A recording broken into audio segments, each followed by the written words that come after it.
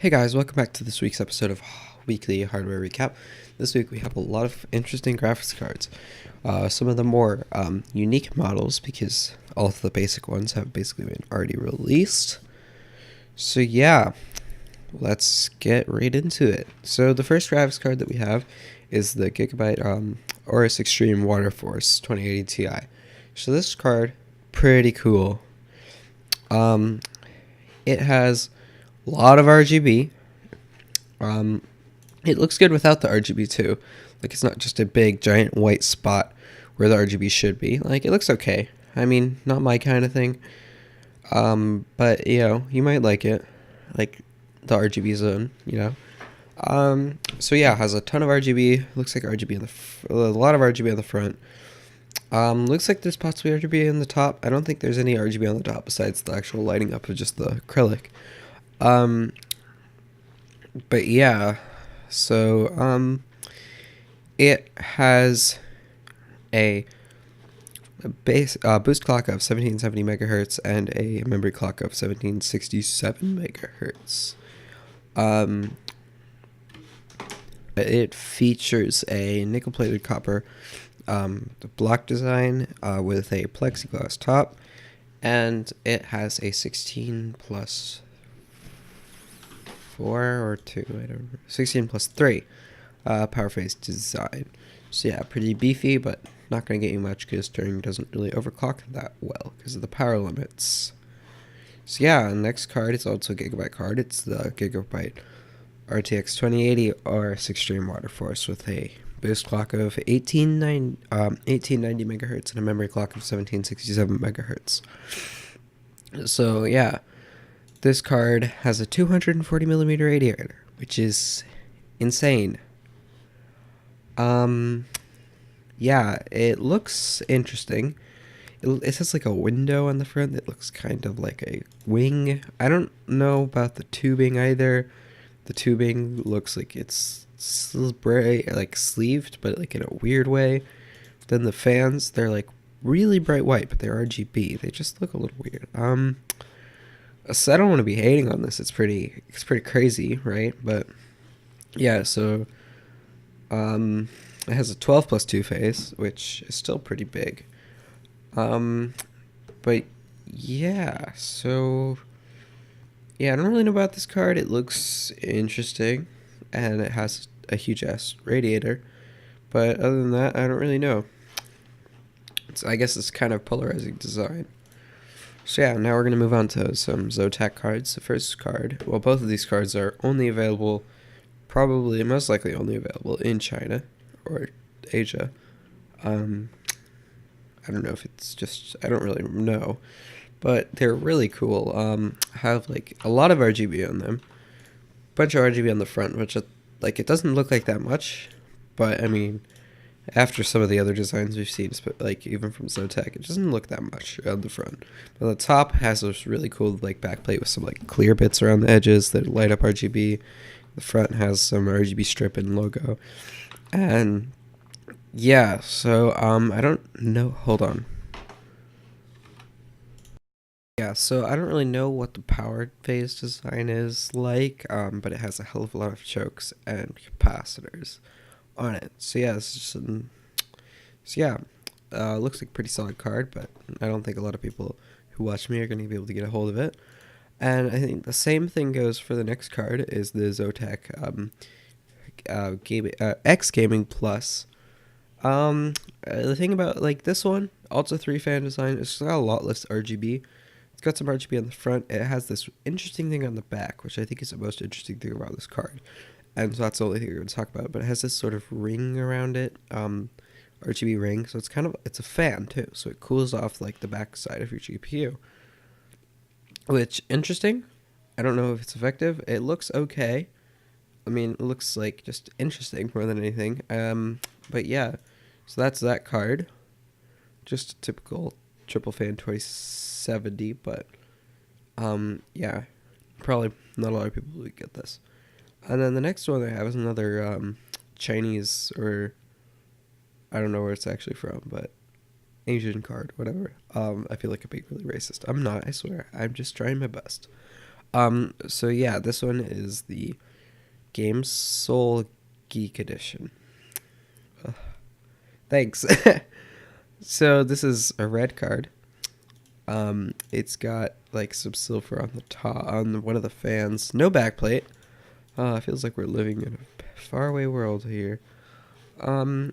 It has a fan on the front, like the fourth fan on the front. But anyways, it's a weird card and has that like fan, so I just thought I'd talk about it. Um, it's a boost clock of 1755. I mean, and a memory clock of 1750. So I don't know. It's a weird card. So the last card we're going to talk about today is the 2080 Ti Black Edition. The special thing about this is that it's only $1,000, which is the supposed price of the 2080 Ti, starting price.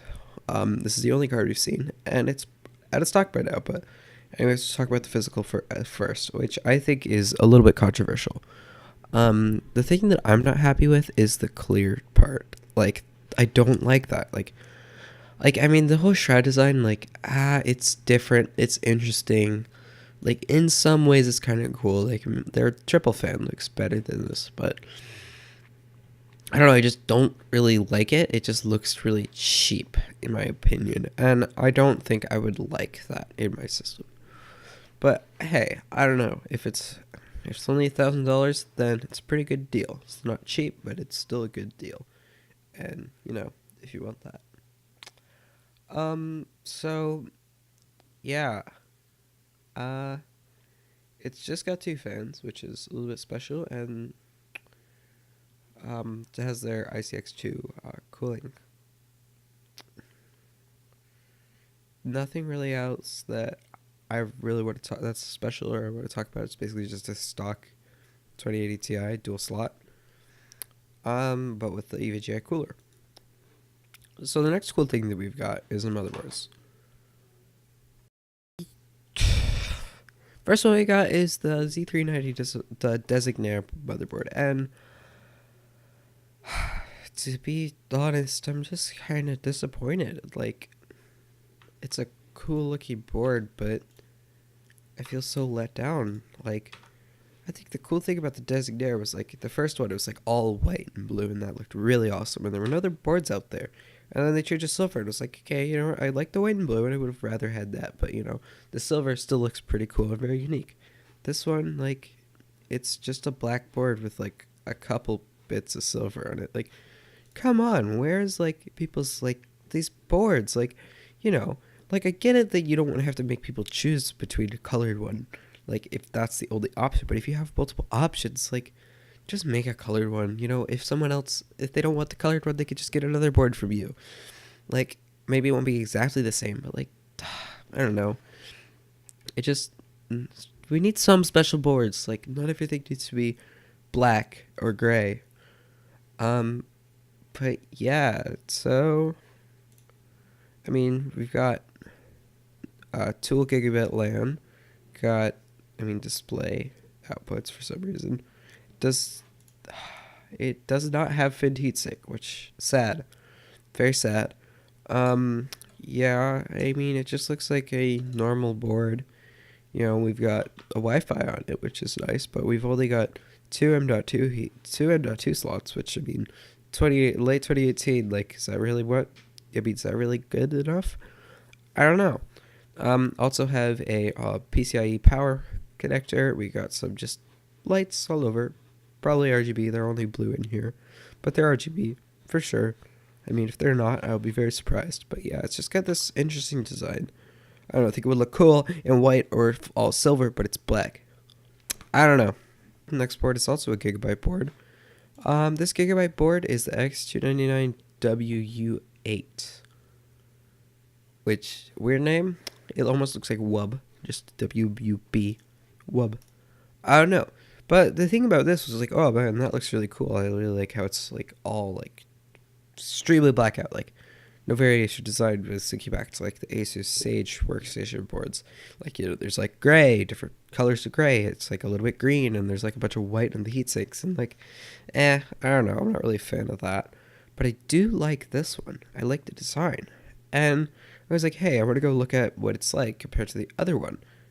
They're literally exactly the same layout. Like, there's not a single difference in the layout. I mean, there's small ones, but like, it's exactly the same layout. Like, what the hell are they doing? Did they just like copy the design? Like, Jesus, like, it looks good, but like, it's exactly the same. What are you doing? I don't know. But anyways, yeah, it's got a PLX chip, so you could go up to for like you could get full 16 slots. It only has one M.2 slot, sadly. Um but I would think that those PCIe lids would be more useful for more M.2s, but I don't know. I guess if you want to run 4 graphics cards, that's good for workstation because people actually use it. Multiple like 4 graphics cards at workstation. Another thing that stood out to me is that CMOS battery in the corner, which now I realize is the same on the Asus board, but I didn't notice it as much then. I don't know, it just looks, it's interesting. I don't know, I like it. It's different, it's special. But anyways, yeah, so it's just a color neutral board. It's about $600. PLX chips are not cheap, so sadly can't do that. But yeah, it's got basically a 16x slot for every single possible slot on the board. And yeah, 2 8-pin APS, which is obvious. I mean, yeah, just pretty much everything else is the same. Not much about the. I don't have much about the like VRMs. So yeah, it's interesting board, to say the least. Yeah, this is shaping up to be a pretty long video so far, so I'm gonna just go through these pretty fast. So next up is cases. So the first case we've got is the Protonic by X2.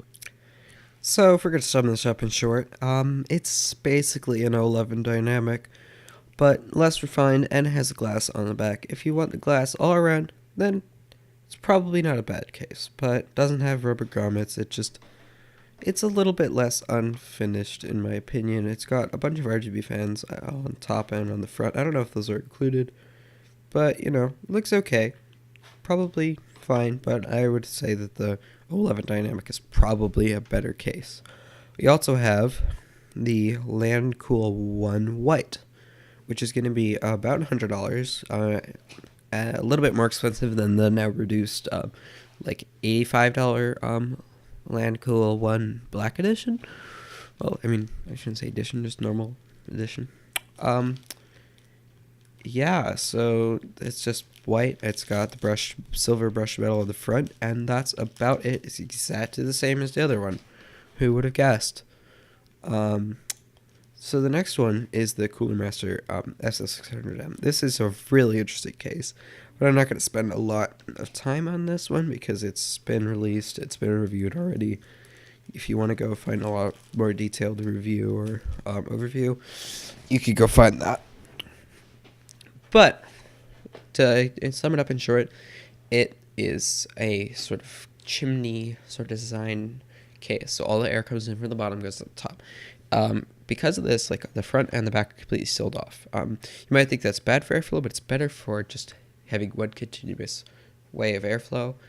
Power supply is mounted on the front and the top, like some mini ITX cases. And yeah, so there's some interesting mounts for your GPU. And yeah, so I don't know. Interesting. The top panel also can be popped off. It's not a good image of that in the pictures that I have, but yeah. So next one was a bit of a quiet launch. Or I don't know if it's launched already, or I should probably know, but oh yeah, it just did launch. So it's the H100i and H115i Platinum CPU coolers. So it's essentially a addressable RGB on the fans and the pump head version of the normal H100A and H115i. So the original one had just some gray fans and non-addressable LEDs. But this also has a full copper um, CPU plate, whatever. And I can't think of the word. I shouldn't do these so late anymore. But yeah, so it's full copper, hopefully. I hope that the radiator is also copper. I don't think they would make it aluminum. Maybe they would. But like, it's much more RGB. It's still got the ML fans, but RGB version this time. If I didn't already say that. And yeah, so pretty much the same cooler, but just updated and a lot better. But yeah, so now we got power supplies, and there's one power supplies, and also one more other thing that's really insignificant. So we got the Be Quiet Pure Power 11 power supplies. So these are semi-modular, go from 700 to 400 watts. And I don't really know what else much to say about them. I got an orange ring on that, which I don't love, but I guess most people have the power supply facing down. Never see that.